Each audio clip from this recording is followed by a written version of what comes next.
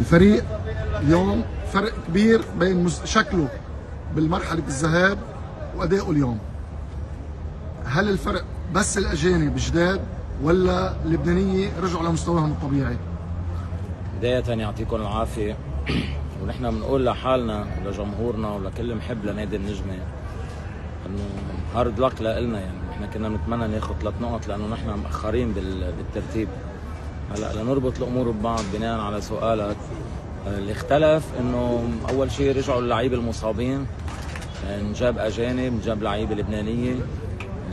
الشكل اللي لازم يكون عليه فريق النجمه قبل بدايه البطوله واللي كان عليه تقريبا رجع له هلا. رضاك على مستوى الاجانب، رضاك عن مستوى الاجانب اليوم كاول مباراه؟ اكيد راضيين كل الرضا عن كل الفريق. الطرد اللي صار معنا خربط لنا فريقنا، كان في 8 9 دقائق زائد 8 دقائق وقت ضايع، لعبنا بحدود 18 13 دقيقه ناقصين لاعب. كنا عم نجهز لتبديلات هجوميه، اثبتنا شخصيه كثير كبيره الحمد لله وعندنا ثقه بلعيبتنا، بس ظروف المباراه راحت لهون. اكيد اللي تغير بس تجيب اجانب، انت اللعيب اللبناني بياخذ ثقه، حتى لعيبتنا المصابين حتى احتياط صار عندنا بنش، صرنا عم نعمل تكتيك بالقسمه عم نقسمها 10 10. كل هالامور كنا محرومين منها بالذهاب نتيجه الاصابات وغياب الاجانب. فريق نادي النجمه بعده منافس جدي على اللقب.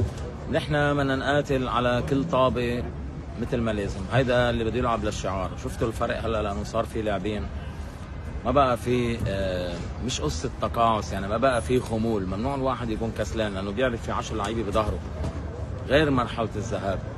فهلا نحن بدنا نكون منافسين، نحن كل مباراه بدنا نقاتل ونقدم دم.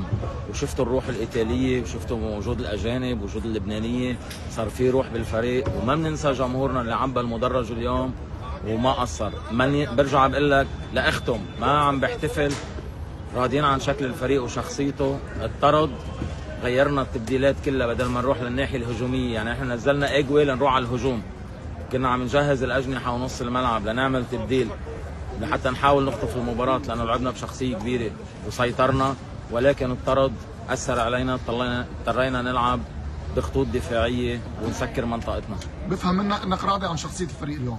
اكيد راضي عن شخصيه الفريق، لانه بدنيا وفنيا وتكتيكيا قلت لك، برجع بقول لك، نحن من لما حضروا الاجانب واللعيبه اللبنانيه ساعدناهم الاصابات، صرنا عم نقدر نلعب 10 على 10 بالتمرين ونعمل تكتيك ونعمل كل شيء لازم نعمله. هذا كنا محرومين منه بالذهاب. بس يعطيك العافيه. شكرا.